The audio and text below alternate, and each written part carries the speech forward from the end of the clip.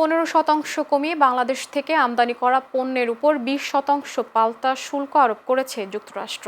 ঢাকা ওয়াশিংটনে তৃতীয় দফার শুল্ক আলোচনা শেষ হওয়ার পর হোয়াইট হাউস থেকে এই তথ্য জানানো হয়। এর আগে এই শুল্ক আরোপ করা হয়েছিল 37%, পরে তা কমিয়ে 35% করা হয়।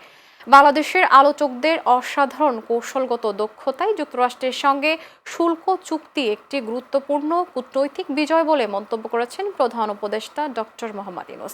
বিস্তারিত সাইফুর রহমান রুবেলের প্রতিবেদনে।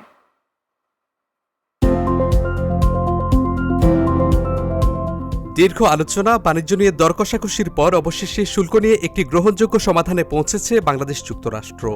বাংলাদেশি পণ্যের ওপর সম্পূরক শুল্ক 35% থেকে কমিয়ে 20% নির্ধারণ করেছে ওয়াশিংটন। শুক্রবার বাংলাদেশ সহ 90টির বেশি দেশের জন্য নতুন শুল্কহার ঘোষণা করেন মার্কিন প্রেসিডেন্ট ডোনাল্ড ট্রাম্প। এছাড়া কানাডার ওপর শুল্কহার 25% থেকে বাড়িয়ে 35% করা হয়েছে।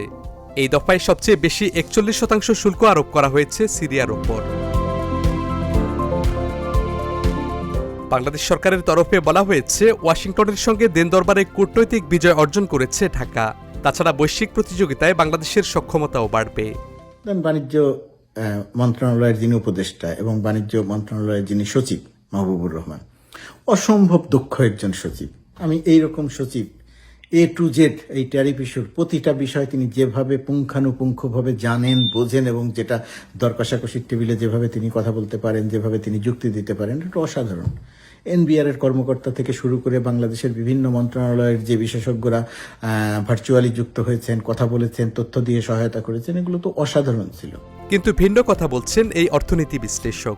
এটা কূটনৈতিক বিজয় বলা যাবে না।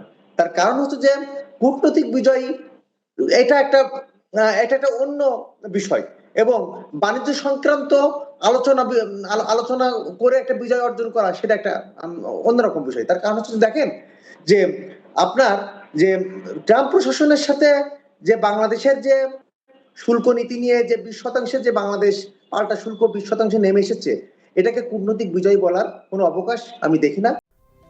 জাতীয় নিরাপত্তা উপদেষ্টা খলিলুর রহমান বলেন, দেশের পোশাক শিল্পকে সুরক্ষা দেয়াই ছিল যুক্তরাষ্ট্রের সঙ্গে আলোচনায় শীর্ষ অগ্রাধিকার। গুরুত্ব দেয়া হয়েছে মার্কিন কৃষি পণ্যের ওপর বাংলাদেশের ক্রয় প্রতিশ্রুতিকেও। তবে দীর্ঘমেয়াদে সুফল আসবে না বলে মনে করছেন এই অর্থনীতিবিদ। আমরা যে একটা বাণিজ্যে ভারসাম্য নিয়ে যাওয়ার একটা প্রতিশ্রুতি দিয়ে মার্কিন যুক্তরাষ্ট্রের কাছ থেকে আমরা 20% শুল্ক এখন আরোপ করলে বাংলাদেশের, এটা কিন্তু টেকসই কোনো সমাধান না। কারণ বাংলাদেশ যদি চীনের সাথে তার সম্পর্কটা জোরদার করে, তাহলে ট্রাম্প প্রশাসন কিন্তু আবার শুল্ক হারটা আবার বাড়িয়ে দিবে। সুতরাং এটা টেকসই কোনো সমাধান না। এবং আপনি একটা জিনিস বলতে চাচ্ছেন যে আসলে পোশাক খাতে কি স্বস্তি ফিরে আসছে কিনা? হ্যাঁ, পোশাক খাতে সাময়িকভাবে স্বস্তি আসছে, কিন্তু এটা টেকসই কোনো সমাধান না। এটা কিন্তু এই চ্যালেঞ্জটা 1 বছর পরেও আবার শুল্ক বাড়াতে পারে, অন্য কারণের জন্য শুল্ক বাড়াতে পারে, শুধু বাণিজ্য সংক্রান্ত না, ভূ রাজনীতির কারণেও ট্রাম্প প্রশাসন শুল্ক হার বাড়িয়ে দিতে পারে। বাংলাদেশের সঙ্গে যুক্তরাষ্ট্রের অসম বাণিজ্যে কতটা ভারসাম্য আসবে তা নিয়েও চলছে আলোচনা। তবে রাতারাতি কোনো পরিবর্তন আশা করা যায় না বলে অভিমত এই বিশ্লেষকের। মার্কিন যুক্তরাষ্ট্রের সাথে যে অসম বাণিজ্য রয়েছে, সে অসম বাণিজ্য থেকে সুষম বাণিজ্য আনার জন্য এটা একটা দীর্ঘ সময়ের বিষয়, এটা একদিনের কোনো বিষয় না। এবং এটা আমি বলবো যে এটা রাতারাতি এই সুষম বাণিজ্য আনা সম্ভব নয়। এটা একটা সময়ের বিষয় এবং যে পণ্যগুলো মার্কিন যুক্তরাষ্ট্র থেকে আনা হয়, সেই পণ্যগুলো যদি কন্টিনিউয়াসলি আনা হয়, তারপরেও আপনার বাণিজ্য সুষম আসবে না। হোয়াইট হাউসের মতে, প্রতিটি দেশের উপর প্রয়োগ করা চূড়ান্ত শুল্ক হার কৌশলগত এবং অর্থনৈতিক ও নিয়ন্ত্রক বিভিন্ন ক্ষেত্রে যুক্তরাষ্ট্রের অগ্রাধিকার বিষয়ক প্রতিশ্রুতির ভিত্তিতে নির্ধারিত হয়েছে। যারা যুক্তরাষ্ট্রের চাহিদা যথাযথভাবে পূরণ করতে পারেনি, তারা সবচেয়ে উচ্চ শুল্কের সম্মুখীন হয়েছে। আর যারা যুক্তরাষ্ট্রের সঙ্গে নিজেদের সামঞ্জস্য করতে রাজি হয়েছে, তারা আংশিক কমাতে সক্ষম হয়েছে।